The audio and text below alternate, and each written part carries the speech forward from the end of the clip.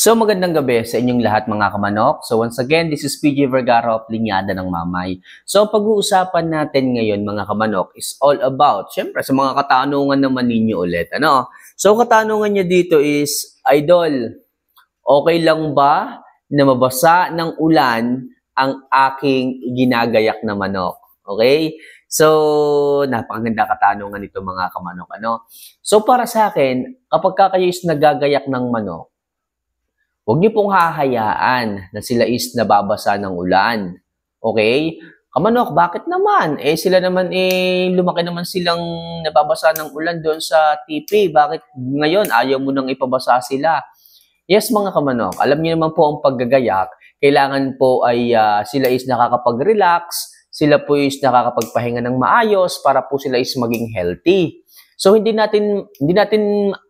po natin masisecured o hindi po natin minsan inaasahan na kapag umulan at sila is nabasa, nagkakasipon.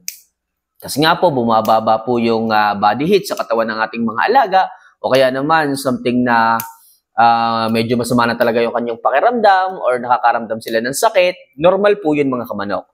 So isang manok na nababasa, minsan po nagkakasipon sila dahil nga po sa climate change.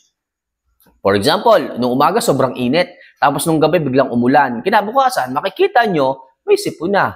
So kapag tayo is nagagayak, lalo-lalo na kung malapit na po yung ating invitation, kailangan talaga hindi po sila nauulanan. Tandaan nyo mga kamanok, ang ating pong mga alaga is land fowl. Pag sinabing land fowl, sila po is mga ibon na dito sila nakakapag-relax, dito sila lumaki sa land, hindi po sa tubig, kagaya ng mga bibe, ng mga ducks, okay? Hindi po sila kagaya ng mga waterfowls na gustong-gusto ang tubig. Magkaiba po 'yon. Pansinin niyo mga kamanok. Kapag po umulan ng malakas, ang inyong pong mga alaga is nasa ranging, sila po ay kusang pumupunta doon sa may masisilungan sila. Dahil nga po, doon po sila komportable. Doon po sila nakakapag-relax kapag sila is hindi nababasa. So, ganun din po ang ating mga ginagayak na manok. Kailangan, tayo po yung mag-i-initiate na sila po ay ilagay sa hindi mauulanan. Hindi naman po sila makakasilong kapag gabi at umuulan, sila po is nakahapon lang o sila po is nakadapo lang doon. So, ang iniiwasan natin dyan is magkaroon sila ng unexpected na sakit, especially kung sila is ating, syempre, inaalagaan nga tayo ay merong invitation na pupuntahan. Okay? So, yan po sagot ko sa inyong isang katanungan na ganyan. Kung po pwede daw po na mabasa ang ating mga alaga kung tayo ay naggagayak. Ang sagot ko po ay, kung maaari, wag po mga kamanok. Okay? So, next question. Idol, yun bang mataas na tipi or yung mataas na dapuan ng manok is maganda sa ating mga alaga? So, para sa akin lang po, hanggat maaari, 4 feet hanggang 5, 4 feet lang. Or konting umangat, okay lang, pero huwag niyang sosobra sa 4 feet. Bakit po mga kamanok? Kasi po para sa akin, ang ating pong mga alaga ay hindi naman po kailangan ng masyadong mataas na lumipad Pagdating po sa invitation, sa taas na 4 feet, dyan lang po sila magkikita Dyan lang po sila magkakasabay. Okay? Sa taas na 4 feet. Hindi po nila ma-execute yung sobrang taas na paglipad. So sasabihin ng iba, kamanok, bakit yung ibang nakikita ko sa farm, sobrang taas, 6 feet. Yung iba, umihigit pa. Alam niyo mga kamanok, para sa akin, over na yun mga kamanok.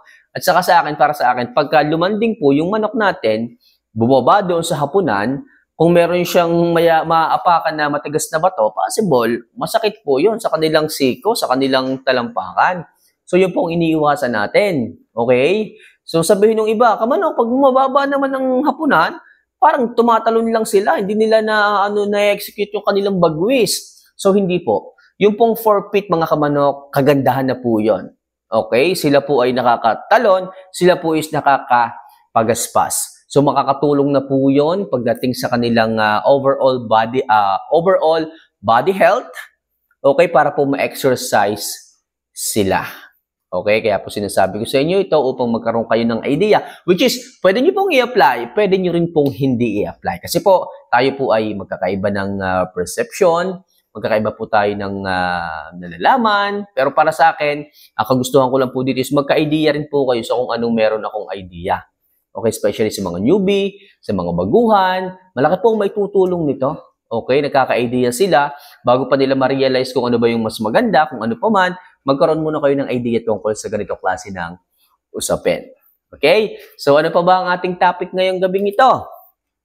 So pag-usapan naman natin, okay, yung manok daw po na ginugupitan, yung hulihang bahagi, nakikita daw po nung iba nating mga kamanok na wala pong balahibo yung hulihang bahagi ng ibang mga magmamanok. Ano daw po ang suggestion ko doon?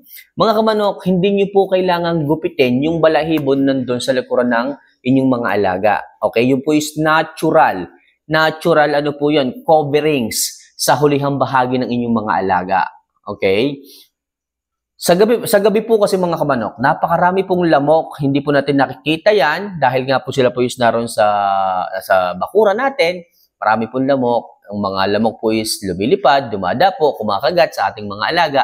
Kaya po yung iba nating mga sisiw, hindi po ganun kataas ang immune system. Pagdating sa lamok, nagkakabulutong po. So ang ating pong mga alagang mga manok, ang feedback po nung mga lamok kapag kumakagat na nagkakaroon ng anemia yung ating mga tandang. Makikita nyo, bigla na lang mamumutla, kinukulang sa supply ng iron, ng red blood cell. Kasi nga po, gawa po yun ng mga lamok. Okay, na nandun sa ating backyards. So, tanging natin magagawa dyan, bago po nila madapuan yung hulihang bahagi, huwag na po nating alisin yung mga balahibo dyan. Kasi nga po, yan po is coverings nila pagdating sa lamok or sa ulan. Okay, kaya po pag natutulog ang mga manok, nakaano po yung ulo sa kanilang ganito, sa kanilang kilikili. So, itinatago po nila yon dahil sa mga parasite na po pwedeng dumapo or kumagat. Okay? Tingnan nyo naman, sila ay nakabend yung kanilang tuhod. Kasi po, para po masanggahan ng kanilang katawan o featherings, yung kanilang paa para hindi po yun makagat. So, paano na lang kung inyo pong haalisin yung mga balahibo sa hulihang bahagi? Wala pong cover yun. Pupuntahan ng lamok, open na open. So, baka po magka-anemic o magka-anemia ang inyong mga alaga kapag ganyan. Makikita nyo, magtataka na lang kayo. Bakit biglang namumutla? O biglang naging putlain ang inyong mga alaga? So, anong gagawin nyo pagka namutla? Siyempre, liliguan ninyo. Okay, akalaan nyo, baka may kutok. Pero possible din ang kutok, parasite. O pwede rin po siyang kumuha ng red blood cells sa inyong mga alaga. Liliguan nyo, pupurgahin nyo, ipapriming nyo. Then, magbibigay kayo ng injectable supplements para manumbalik yung magandang circulation, which is tama naman yon. Kaso, kaysa naman kayo magbigay ng ganon, iwasan nyo na lamang na mamutla ang inyong mga alaga. Paano? Siyempre, huwag nyo aalisin yung mga featherings na ganyan sa hulihang bahagi ng inyong mga alaga. Para sa akin, yun po ay hindi nyo na kailangan gawin. Okay? So, mga kamanok, nakailang topic tayo? 4 sa video ito. Sana kahit paano makatulong ang tips na yan sa inyong mga alagang mga manok, sa inyong pagmamanok, at syempre sa mga newbie natin dyan, sana ay malaking maitulong nito sa inyo. So kung kayo man is may mga katanungan, may gustong linawin, may suggestion kayo pagdating sa ating pagmamanok, pwede niyo pong ilagay sa comment section. Pag-usapan natin dyan. Sasagot naman po ako sa inyo kapag nag-comment kayo. Sa mga gusto magpo-shoutout, shoutout ko po kayo next video. Mag-comment lang po kayo dito. And syempre, salamat sa inyong mga kamanok, sa inyong palaging pagsuporta, sa inyong palaging panonood ng aking mga vlogs, at syempre sa palaging pananatili dito sa ating channel. So hanggang dito na lang muna ang ating magiging topic ngayon, and see you for our next vlog. Marami pa tayong pag-uusapan, medyo mahaba na nga lang yung video, and exciting to. Napakasarap mag-aral pagdating sa pagmamanok, lalo na kung may mga ganitong klase ng source, ganitong klase ng topic, usapin, channel, pagdating sa pagmamanok, napakasarap pag-usapan. Walang ubos ang chicken talk pagdating sa usapang ganito. So, paano mga kamanok? See you for our next vlog. Mahal ko po kayo. Paalam.